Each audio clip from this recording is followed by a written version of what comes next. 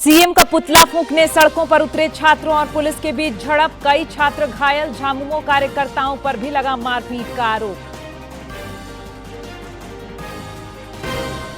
भाजपा ने छात्रों पर हुए लाठीचार्ज को बताया दुर्भाग्यपूर्ण, कहा आपातकाल जैसे झारखंड में हालात, झामुमो का भाजपा पर छात्रों को भड़काने का आरोप। राज्य के सभी मतदान केंद्रों पर आज से 2 दिवसीय विशेष मतदाता सूची पुनरीक्षण शिविर, फॉर्म 6 और फॉर्म 8 भर सकेंगे पात्र नागरिक। विसंगतियों को लेकर 63 लाख से अधिक मतदाताओं को नोटिस। और राष्ट्रीय जूनियर महिला हॉकी चैंपियनशिप में हॉकी झारखंड का शानदार प्रदर्शन, हॉकी मध्य प्रदेश को पेनाल्टी शूटआउट में 2-1 से हराकर लगातार 10वें वर्ष फाइनल में।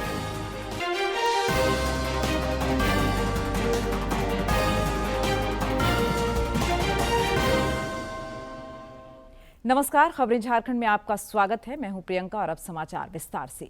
प्रधानमंत्री नरेंद्र मोदी ने देश के तेज विकास के लिए सुधार प्रक्रिया की निरंतरता पर बल दिया है।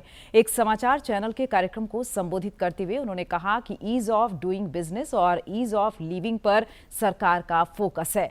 प्रोडक्शन लिंक्ड इंसेंटिव से देश में निवेश, निर्यात और रोजगार को बढ़ावा मिल रहा है।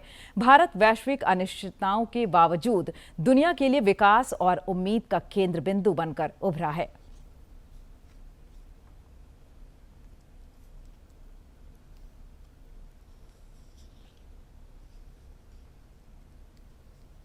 दुनिया में ग्रोथ को लेकर के कई तरह की चिंताएं हैं। दुनिया ने बड़ा भयंकर एक रूप देखा है इन दिनों। रिसोर्सेज का वेपनाइजेशन हो रहा है। अविश्वास का वातावरण विश्व के लिए अनेक नई चुनौतियां लेकर के आ रहा है। लेकिन ऐसे समय में भी दुनिया भारत को ग्रोथ और होप के ब्राइट स्पॉट के रूप में देख रही है।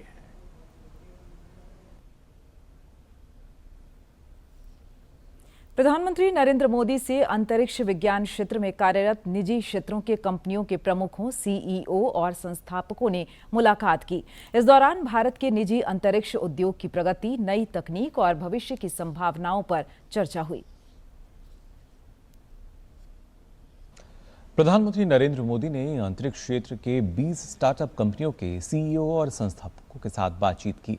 इस बैठक में अंतरिक्ष क्षेत्र में काम कर रही 20 प्रमुख निजी कंपनियों के प्रमुख शामिल हुए। इनमें Skyroot Aerospace, Agnikul Cosmos, Pixxel, Dhruva space, Galaxy Eye जैसी कंपनियां शामिल हैं। ये कंपनियां रॉकेट निर्माण, reusable semi cryogenic launch vehicle, avionics, satellite, आधुनिक प्रोपल्शन सिस्टम, अंतरिक्ष और रक्षा से जुड़ी इंटेलिजेंस, अंतरिक्ष मलबा हटाने, एआई आधारित मौसम और जलवायु तकनीक जैसे क्षेत्रों में काम कर रही हैं। बैठक में भारत के निजी अंतरिक्ष उद्योग की प्रगति, नई तकनीक और भविष्य की संभावनाओं पर चर्चा हुई। वहीं पीएम मोदी ने अंतरिक्ष क्षेत्र के उद्यमियों की सराहना करते हुए कहा कि इन कंपनियों ने नए क्षेत्र में आगे बढ़ने का साहस दिखाया है। और अब बात छात्र आंदोलन की। छात्रों के मुद्दे पर राजनीति के मंच पर जहां गर्माहट दिख रही है, वहीं कल मुख्यमंत्री के पुतला दहन कार्यक्रम के दौरान रांची, हजारीबाग और गिरिडीह में सड़क पर घमासान की स्थिति दिखी। इस दौरान प्रदर्शनकारी छात्रों पर लाठियां भांजी गई और पुतले भी छीने गए। कथित तौर पर छात्रों ने झामुमो कार्यकर्ताओं पर गंभीर आरोप लगाए हैं। गौरतलब है कि छात्रों ने राज्य भर में कल सरकार पर विश्वासघात करने का आरोप लगाते हुए इसके विरोध में पुतला दहन का ऐलान किया था। विरोध प्रदर्शन के दौरान कथित तौर पर झामुमो कार्यकर्ताओं के साथ झड़प हुई। इस दौरान पुलिस को भी हल्का बल प्रयोग करना पड़ा। भर्ती परीक्षाओं से जुड़ी नियुक्तियों को लेकर झारखंड हाईकोर्ट के फैसले के बाद रांची में छात्रों का प्रदर्शन एक बार फिर जोर पकड़ता नजर आ रहा है। शुक्रवार को प्रदर्शनकारियों ने सीएम हेमंत सोरेन और कांग्रेस नेता राहुल गांधी का पुतला जलाने की कोशिश की, जिसके बाद पुलिस और प्रदर्शनकारियों की झड़प हो गई। जेपीएससी जेएसएससी रिफॉर्म मंच के बैनर तले छात्र नेताओं ने झारखंड सरकार पर छात्रों को धोखा देने और विश्वासघात करने का आरोप लगाया। इसके विरोध में भारी संख्या में प्रदर्शनकारी मुख्यमंत्री सोरेन और राहुल गांधी के पुतले फूंकने के लिए अल्बर्ट एक्वा चौक पर एकत्रित हुए। रांची शहर के डीएसपी केवी रमन ने बताया कि शहर में प्रदर्शन के दौरान जब प्रदर्शनकारियों ने पुलिस प्रशासन द्वारा तय किए गए रास्ते का उल्लंघन किया तो पुलिस को हल्का बल प्रयोग करना पड़ा। जब पुलिस ने उन्हें काबू करने की कोशिश की तो झड़प हो गई। झारखंड मुक्ति मोर्चा के कार्यकर्ता भी मौके पर मौजूद थे। इस बीच झारखंड में विपक्ष के नेता बाबूलाल मरांडी ने आरोप लगाया कि रांची में छात्रों के विरोध प्रदर्शन के दौरान राज्य सरकार ने जानबूझकर झारखंड मुक्ति मोर्चा के गुंडों को तैनात किया था। उन्होंने दावा किया कि इन गुंडों ने लाठी डंडों से युवा प्रदर्शनकारियों पर हमला किया। नेता प्रतिपक्ष बाबूलाल मरांडी ने पुतला दहन के दौरान झड़प को लेकर हेमंत सोरेन सरकार पर निशाना साधा है। उन्होंने गिरिडीह में पत्रकारों से बातचीत करते हुए कहा कि रांची, गिरिडीह और हजारीबाग में पूर्व निर्धारित कार्यक्रम के तहत पुतला दहन करने जा रहे छात्रों पर झामुमो के कार्यकर्ताओं द्वारा हमला किया जाना अत्यंत ही दुर्भाग्यपूर्ण है। श्री मरांडी ने घटना में शामिल लोगों को चिन्हित कर उन्हें गिरफ्तार करने की मांग की है। मुझे लगता है कि हेमंत सोरेन सरकार चाहती नहीं कि राज्य में कोई अमन चले। और जिस ढंग से आज बच्चों के साथ, छात्र नौजवानों के साथ, चाहे गिरिडीह हो, चाहे हजारीबाग हो या रांची हो, और जहाँ कहीं भी उन्होंने गुंडागर्दी की है, तो मुझे लगता है इससे तो आक्रोश और बढ़ेगा। और फिर तो ये गुंडागर्दी करवा रहे, शायद उन गुंडागर्दी करने वालों को फिर झारखंड में भागने का भी इन लोगों को रास्ता नहीं मिलेगा। और इसलिए मैं सरकार से फिर अपील करूंगा कि आपने जो गड़बड़ी करवाया जेसीसी और जेपीएससी में, उसकी जांच अब सीधे सीधे सीबीआई को सुपुर्द कर दीजिए, ताकि जिन लोगों ने गड़बड़ किया है उनको सजा मिल सके। विधानसभा में भाजपा के मुख्य सचेतक नवीन जायसवाल ने रांची में झड़प में घायल छात्रों से अस्पताल पहुंचकर मुलाकात की तथा उनके स्वास्थ्य का हाल जाना। बाद में पत्रकारों से बातचीत करते हुए श्री जायसवाल ने आरोप लगाया कि झारखंड में मौजूदा हालात इमरजेंसी के दौर की याद दिलाता है। उन्होंने कहा कि जिस तरह इमरजेंसी के दौरान लोगों को अपनी बात रखने का अधिकार नहीं दिया जाता था और पत्रकारों को सच दिखाने से रोका जाता था, उसी तरह के हालात आज झारखंड में भी देखने को मिल रहे हैं। छात्र नेता जो आप रविंदर करके हैं और एक कुणाल करके हैं, जिस तरह से स्थिति उनको देखा कि पूरा चेहरा में सूजन, सीना में चोट, आपके पीठ में चोट, अचेत अवस्था में, और पुलिस का जो व्यवहार देखने को मिला, ये सरकार के इशारे पर इस तरह का पुलिस व्यवहार किया है, मुझे ऐसा लग रहा है। और मुझे लगता है सरकार ने जिस तरह का आदेश पारित किया, ये बहुत दुर्भाग्यपूर्ण है। ये इमरजेंसी की याद दिलाती है कि इमरजेंसी में जिस तरह से अपनी बात को रखने का हक नहीं था, पत्रकारों को अपनी बात कहने का हक नहीं था, वही हाल आज देखने को मिला है। मुझे लगता है सरकार ये निर्णय करके और ये एक्ट करके बहुत बड़ी भूल की। इधर झामुमो ने भाजपा पर पलटवार किया है। पार्टी के केंद्रीय महासचिव विनोद कुमार पांडे ने कहा कि छात्रों के मुद्दे पर भाजपा राजनीति कर रही है। श्री पांडे ने कहा कि छात्रों की समस्याओं के समाधान की बजाय उन्हें आंदोलन और टकराव की राजनीति में धकेलना युवाओं के भविष्य के साथ खिलवाड़ है। उन्होंने कहा कि झामुमो छात्रों के लोकतांत्रिक अधिकारों का सम्मान करता है।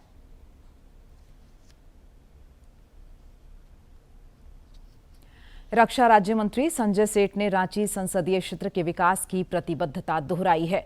उन्होंने कल रांची के झीरी डंपिंग यार्ड में विभिन्न विकास कार्यों का शिलान्यास किया। इस दौरान महापौर रोशनी खलखो और उप महापौर नीरज कुमार सहित अन्य गणमान्य लोग मौजूद रहे। श्री सेठ ने बताया कि करीब 3 करोड़ रुपए की लागत से क्षेत्र में आधारभूत संरचनाओं को बेहतर बनाने के लिए अप्रोच रोड, गार्डवाल और अन्य निर्माण कार्य संपन्न कराए जाएंगे। इधर श्री सेठ ने रांची के वार्ड नंबर 1 में आयुष्मान आरोग्य मंदिर के निर्माण कार्य का भी शिलान्यास किया। उन्होंने भरोसा जताया कि 35 लाख रुपए की लागत से बनने वाले इस आरोग्य मंदिर से स्थानीय लोगों को बेहतर और सुलभ स्वास्थ्य सुविधाएं मिल सकेंगी। रांची के प्रोजेक्ट भवन स्थित कक्ष में कल कांग्रेस कोटे के मंत्रियों और कुछ आदिवासी विधायकों की बैठक हुई। इस दौरान मंत्री दीपिका पांडे सिंह और शिल्पी नेहा तिर्की भी मौजूद रहीं। बैठक में पेसा कानून को जमीनी स्तर पर प्रभावी तरीके से लागू करने और ग्राम सभाओं को सशक्त बनाने पर मंथन हुआ। दोनों मंत्रियों ने कहा कि पेसा कानून कागजों तक सीमित नहीं रहे, बल्कि इसका गांव-गांव तक बेहतर क्रियान्वयन हो, ताकि आदिवासी समुदायों को उसके संवैधानिक और कानूनी अधिकारों का वास्तविक लाभ मिल सके। धनबाद के सिंदरी में आजसू पार्टी द्वारा आम सभा सह मिलन समारोह का आयोजन हुआ। इस दौरान पार्टी प्रमुख सुदेश कुमार महतो और सांसद चंद्र प्रकाश चौधरी की उपस्थिति में कई लोगों ने आजसू पार्टी का दामन थामा। पार्टी में शामिल होने वाले लोगों का स्वागत और अभिनंदन किया गया। सुदेश कुमार महतो ने कहा कि यह जुड़ाव केवल संगठन का विस्तार नहीं, बल्कि झारखंड के हक, अधिकार और सम्मान की लड़ाई को नई मजबूती देने का संकल्प है।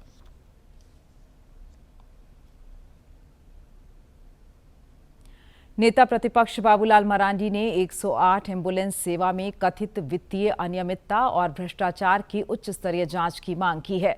श्री मरांडी ने इस सिलसिले में स्वास्थ्य विभाग के अपर मुख्य सचिव को पत्र लिखकर गंभीर सवाल उठाए हैं। उन्होंने इस पत्र में लिखा है कि खराब एम्बुलेंस के बावजूद भुगतान करने और करोड़ों रुपए की अनियमितता तथा कर्मचारियों के वेतन और पीएफ से जुड़े मामलों की उच्च स्तरीय जांच कराते हुए दोषियों पर कड़ी कार्रवाई सुनिश्चित की जाए। और अब बात एसआईआर की। राज्य के मुख्य निर्वाचन पदाधिकारी के रवि कुमार के निर्देश पर आज राज्य भर के मतदान केंद्रों में विशेष शिविर का आयोजन किया जा रहा है। इस शिविर में नए वोटरों के नाम जोड़े जा रहे हैं। इसके अलावा जिन परिवारों के नाम अलग अलग बूथों पर हैं, उनसे आवेदन लिए जा रहे हैं, ताकि उनका नाम एक ही बूथ पर शामिल किया जा सके। गौरतलब है कि राज्य में एसआईआर की प्रक्रिया के तहत दावा आपत्ति का चरण चल रहा है। जिनका नाम नो मैपिंग सूची में है, उन्हें नोटिस जारी करने की प्रक्रिया चल रही है, जिसकी सुनवाई 24 अगस्त से शुरू होगी। राज्य के 63 लाख से अधिक मतदाताओं को इस प्रक्रिया से गुजरना होगा। दस्तावेजी सबूत के साथ वे सुनवाई में हाजिर होकर अपना पक्ष रख सकेंगे। मुख्य निर्वाचन पदाधिकारी का समावेशी मतदाता सूची पर जोर है। उन्होंने कहा है कि आयोग का यह प्रयास है कि कोई भी पात्र वोटर मतदाता सूची से वंचित न हो और कोई अपात्र इस सूची में शामिल न रहे। और अब बात श्रावणी मेले की। राजकीय श्रावणी मेला का आज 24वां दिन है। बाबा बैद्यनाथ मंदिर का पट आज 4:13 पर खुला, जिसके बाद जलार्पण का सिलसिला शुरू हो गया है। शिव भक्तों की गूंज कांवरिया रूट लाइन पर गुंजायमान है और बाबा के भक्त कतारबद्ध होकर निरंतर बाबा बैद्यनाथ मंदिर की ओर बढ़ रहे हैं। इधर कल राजकीय श्रावणी मेले के 23वें दिन करीब 2,11,000 श्रद्धालुओं ने जलार्पण किया। श्रद्धालुओं की सेवा, सुविधा और सुरक्षा को लेकर जिला प्रशासन और मंदिर प्रबंधन समिति पूरी तरह तत्पर है। साइबर अपराधियों के खिलाफ देवघर में पुलिस को बड़ी सफलता मिली है। पुलिस ने छापेमारी अभियान चलाकर 10 साइबर अपराधियों को गिरफ्तार किया है। इन अपराधियों के पास से 22 मोबाइल और 19 सिम कार्ड बरामद किए गए हैं। पुलिस ने बताया कि ये शातिर ठग विभिन्न तरीके से लोगों को ठगी का शिकार बना रहे थे। इनमें से 2 का आपराधिक इतिहास रहा है।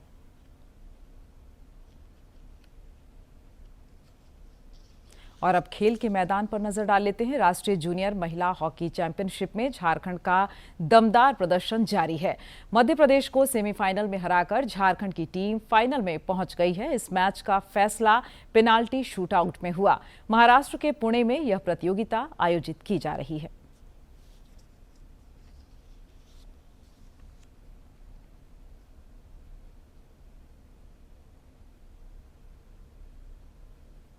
राष्ट्रीय स्कूली खेल प्रतियोगिता के लिए रांची में वुशु, हॉकी और फुटबॉल स्पर्धाओं में खिलाड़ियों ने अपनी खेल प्रतिभा का प्रदर्शन किया। इस दौरान विभिन्न भार वर्गों में खिलाड़ियों ने झारखंड की टीम में स्थान बनाने को लेकर दम दिखाया। आज भी खुली चयन प्रक्रिया के तहत बालक वर्ग में खिलाड़ी दम दिखाएंगे और झारखंड की टीम में स्थान बनाने की दावेदारी पेश करेंगे।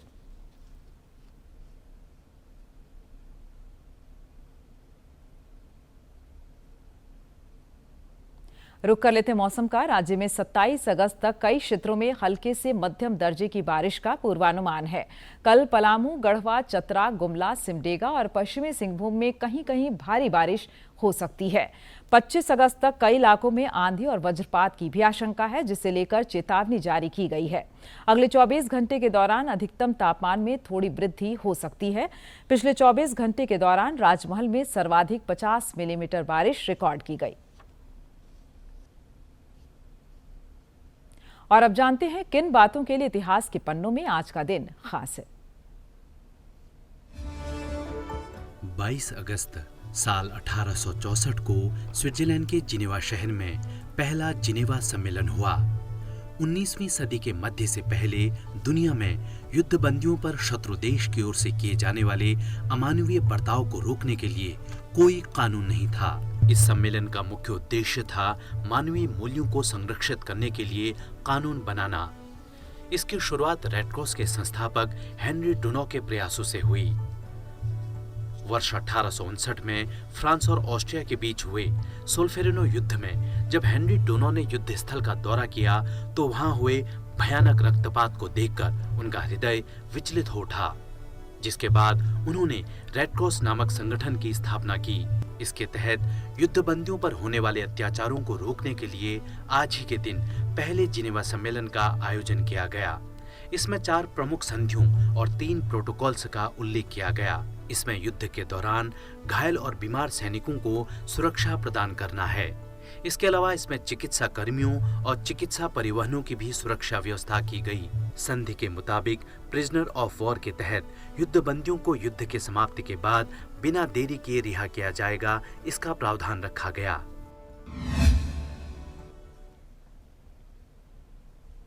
त्योहारी मौसम से पहले केंद्र सरकार ने चीनी के मूल्य नियंत्रण के लिए कई कदम उठाए हैं। सरकार ने कहा है कि कीमतों और उपलब्धता पर लगातार नजर रखी जा रही है। कीमतों में हालिया बढ़ोतरी को एथेनॉल उत्पादन से जोड़ना सही नहीं है। मौसम से पहले चीनी की बढ़ती कीमतों को लेकर सरकार ने कई कदम उठाए हैं। इस साल 20 जुलाई को चीनी की कीमत 48.18 रुपये प्रति किलो थी, जो 20 अगस्त को बढ़कर 55.70 रुपये प्रति किलो हो गई। सरकार ने कहा है कि वह कीमतों और उपलब्धता पर लगातार नजर रख रही है।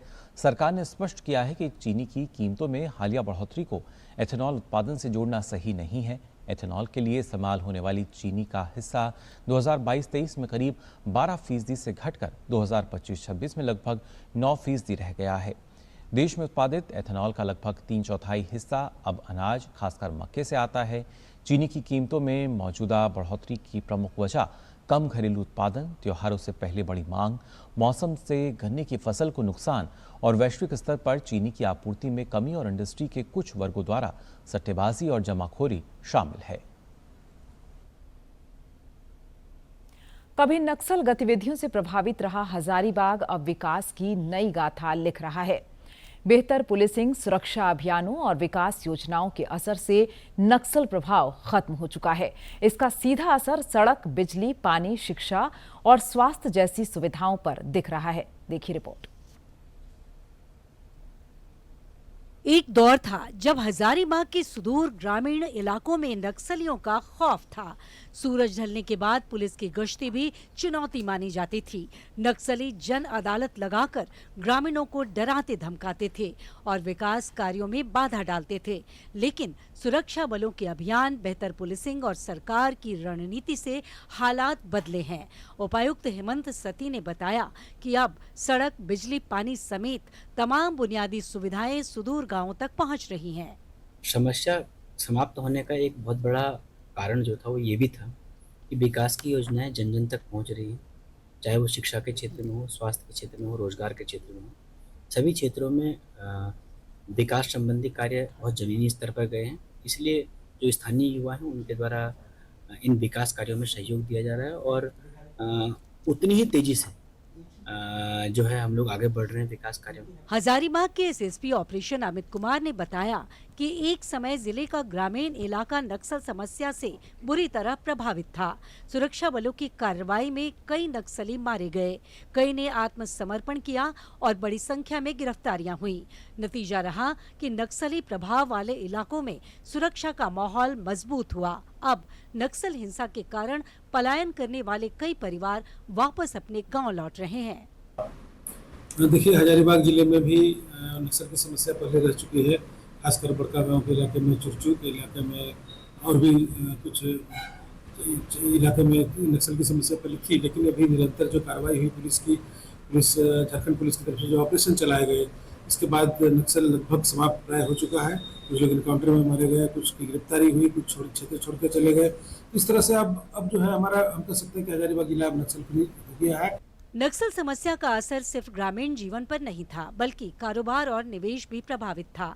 हजारीबाग सदर विधायक प्रदीप प्रसाद ने बताया कि अब हालात बदल चुके हैं। खनिज संपदा से समृद्ध जिले में व्यापारी निवेश के लिए आगे आ रहे हैं, जिससे रोजगार के अवसर बढ़ने की उम्मीद है। वहीं सुदूर क्षेत्रों में काम करने वाले संवेदकों के लिए भी माहौल बदला है। ये हमारा हजारीबाग जिला मिनरल रिच जिला है। यहाँ इतने इंटरप्रेन्योर आएंगे जिसका कोई वर्णन नहीं किया जा सकता है। लोग आ रहे हैं इन्वेस्टमेंट के लिए, और बहुत खुशी की बात है कि आने वाले दिन में यहाँ काफी मात्रा में इन्वेस्टर जब आएंगे तो यहाँ के लोगों को रोजगार मिलेगा। ये बहुत ही अच्छी पहल है। अब हजारीबाग पूरी तरह नक्सल प्रभाव से मुक्त हो चुका है और यहाँ के लोग विकास पथ पर चलकर नित नए आयाम गढ़ रहे हैं। हजारीबाग से गौरव प्रकाश की रिपोर्ट। केंद्र सरकार देशवासियों को स्वास्थ्य सेवा मुहैया कराने के लिए विभिन्न स्तरों पर योजनाएं चला रही हैं। इनमें से एक आयुष्मान भारत प्रधानमंत्री जन आरोग्य योजना भी है। इसका लाभ रांची के लोगों को भी मिल रहा है। इस योजना की मदद से रांची की ज्योति टेटे का मुफ्त स्पाइन सर्जरी संभव हो सका।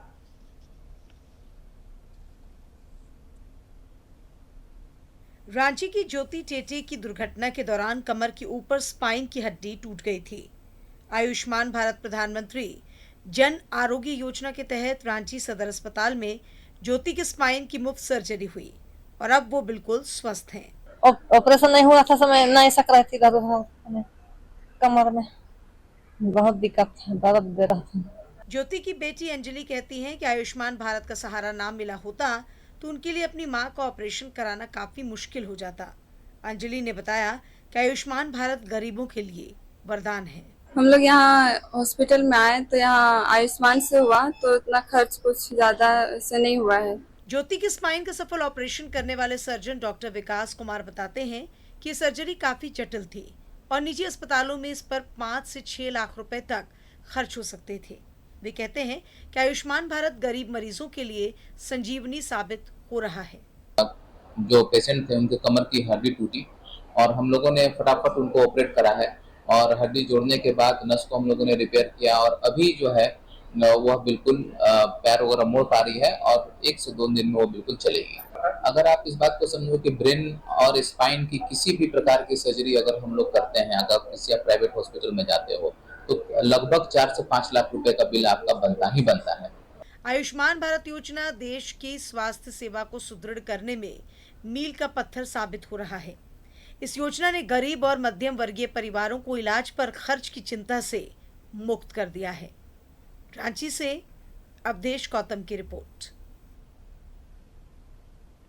और अब सेहत की बात कर लेते हैं। जानते हैं बच्चों में बार बार सर्दी, खांसी और अन्य सामान्य संक्रमणों से बचाव और इलाज के बारे में।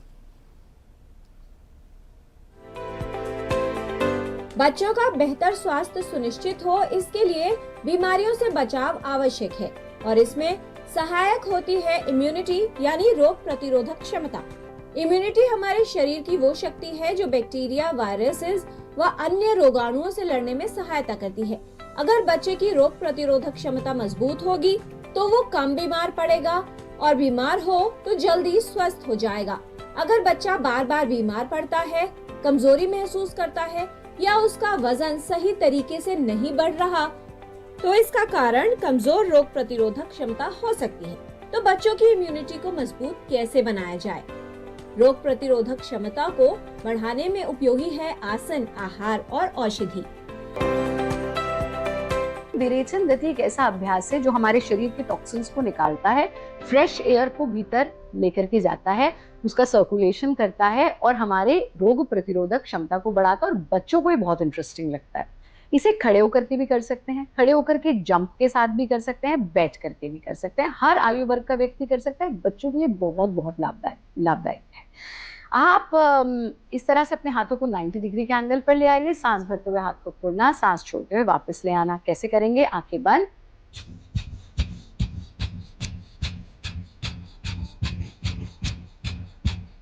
पचास एक्सहेलेशंस कीजिए। 50वां श्वास पूरा गहरा छोड़ दीजिए।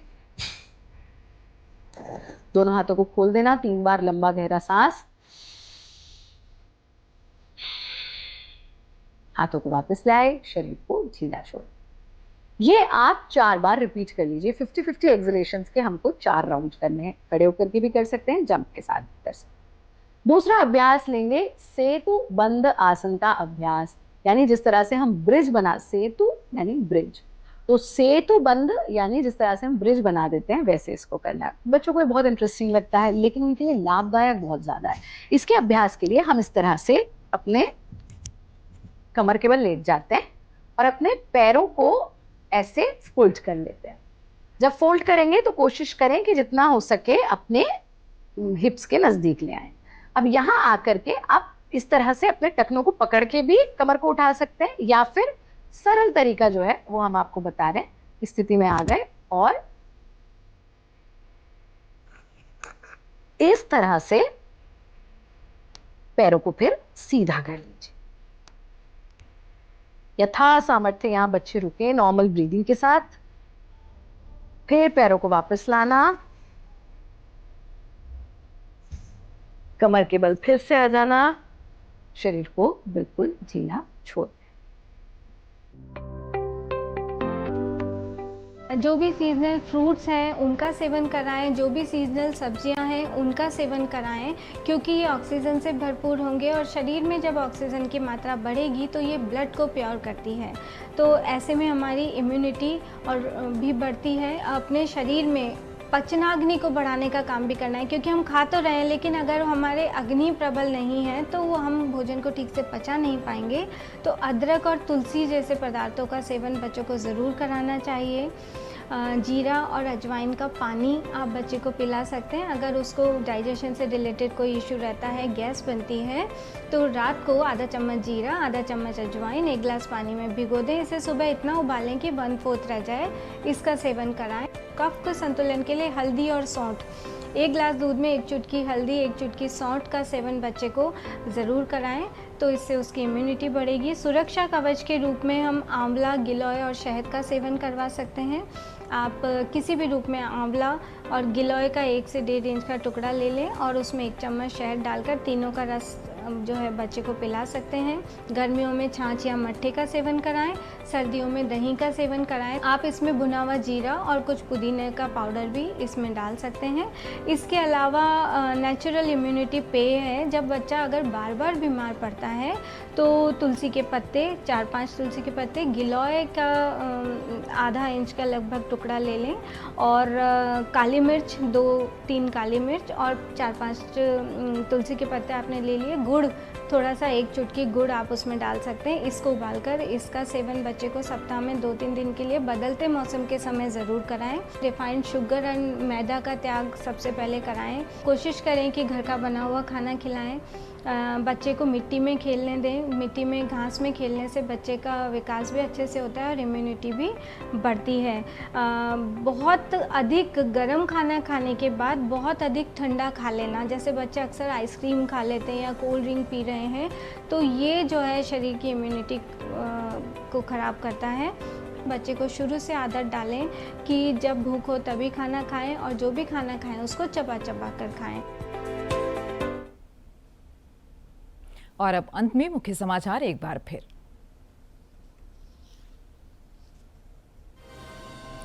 सीएम का पुतला फूंकने सड़कों पर उतरे छात्रों और पुलिस के बीच झड़प, कई छात्र घायल, झामुमो कार्यकर्ताओं पर भी लगा मारपीट का आरोप।